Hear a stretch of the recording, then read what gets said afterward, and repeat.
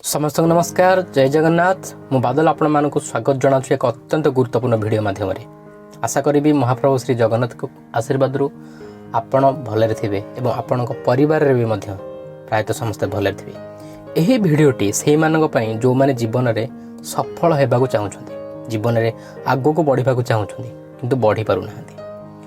तेणु दयाकोरी भिडियोटी को मन देकी शेष जाए देखिबे एवं बुझिबाकू चेष्टा करिवे। आजिर भिडियोटी होउची कंसिस्टेंसी उपरे, निरंतरता, बारंबारता। किछिटा उदाहरण मु आपनको देबी, 2-3टा उदाहरण देबी याको बुझेबा पई।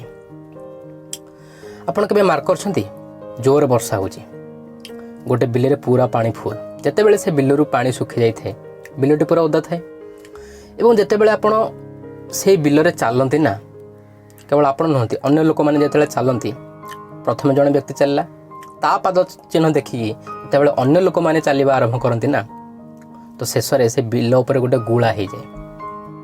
गुला माने कौन, गाँ पिला माने ठीक से बुझीपारे। तो से तो ओदा थिला, से बिलर तो रास्ता नथिला, किंतु बारंबार चलवा द्वारा से बिलर एक रास्ता हो गला, छोट रास्ता।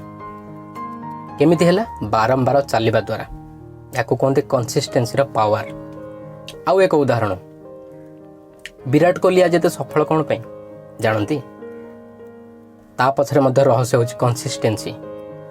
विराट कोहली जो रन करती ना, हुए तो से सब मैच रे 100 करी नथांती, तांको रन मेसिन बेली भी कहा जाए। किछि मैच रे 100 करती, आउ किछि मैच रे 50, तो केबे 30, तो केबे 40। निरंतर भाव में रन करती विराट कोहली। से तो सी कंसिस्टेंसी प्लेयर, तांको बड़ प्लेयर। आज एथिपाई आमे कहूछु तांकर सफलता देखिकी आमे तांको बड़ प्लेयर बोली कहूछु। ता पछरे सबुठ बड़ रहस्य होची कंसिस्टेंसी। से निरंतर भाव में रन बनै थांदी, इंडिया पई हो कि आरसीबी पई हो। आउ एक उदाहरण, ध्रुव राठी को आपण समस्त जानिथिबे। तांको सफलता राज कोन जानती? तांको सफलता राज भी सही कंसिस्टेंसी।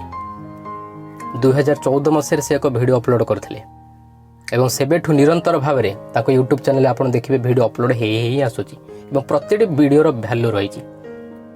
केबे आपण देखिछन ध्रुव राठी आज वीडियो अपलोड कले मासे बंद कर देले कि 2 मास बंद कर देले ना, 7 दिन हो, 5 दिन हो, 2 दिन हो, से गोटे वीडियो अपलोड, गोटे लेके वीडियो अपलोड करछन। तांकर मध्य सफलता राज होची कंसिस्टेंसी। अन्य एक उदाहरण, दुनियार सबुठ बड़ नदी होची अमेजन नदी। आपण जानती एते बड़ नदी हेबार पछर रहस्य कौन? अमेजन नदी दुनियार सबुठार बड़ नदी गोटे दिन हो जाएनी।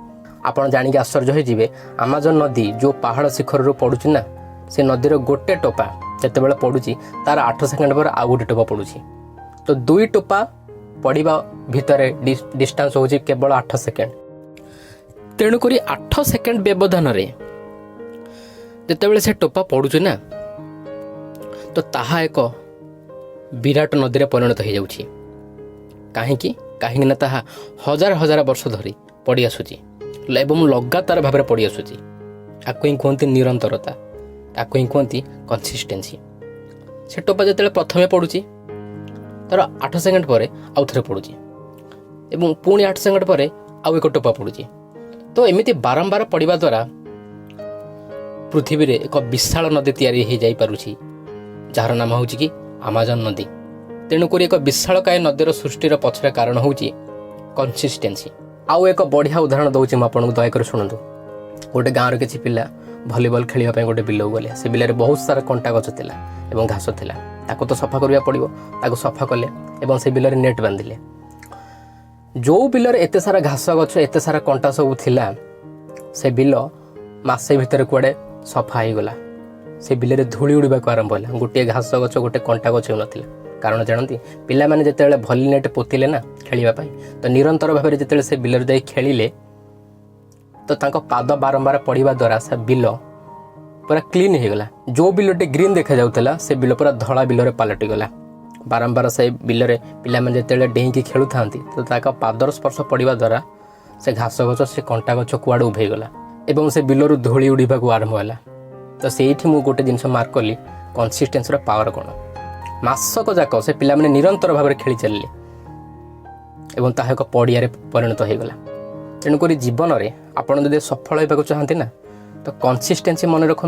एक सूत्र जहाँ आपन को आगू बढ़वे बहुत बड़ रोल प्ले करें। କୌଣସି କାମକୁ ଯଦି ଆପଣ କରୁଛନ୍ତି ତ ନିରନ୍ତର କରିଚାଲନ୍ତୁ। ତେଣୁକରି ସଫଳ ହେବାର ଏକ ବଡ଼ ସୂତ୍ର ହେଉଛି କନସିଷ୍ଟେନ୍ସି। କଦାପି ହାର ମାନନ୍ତୁ ନାହିଁ, ସାହସର ସହିତ ନିଜ ଉପରେ ବିଶ୍ୱାସ ରଖି ଜୀବନରେ ଆଗକୁ ବଢ଼ି ଚାଲନ୍ତୁ। ଭିଡ଼ିଓ ଆପଣଙ୍କୁ କେମିତି ଲାଗିଲା କମେଣ୍ଟ ବକ୍ସରେ ମେସେଜ କରି ନିଶ୍ଚିନ୍ତ ଲେଖିବେ। ଦେଖାହେବ ଆଉ ଏକ ଅତ୍ୟନ୍ତ ଗୁରୁତ୍ୱପୂର୍ଣ୍ଣ ବା ମୂଲ୍ୟବାନ ଭିଡ଼ିଓ ସହିତ। ସେଥିପର୍ଯ୍ୟନ୍ତ ବିଦାୟ ଦିଅନ୍ତୁ। ନମସ୍କାର। ଈଶ୍ୱର ଆପଣଙ୍କର ମଙ୍ଗଳ କରନ୍ତୁ।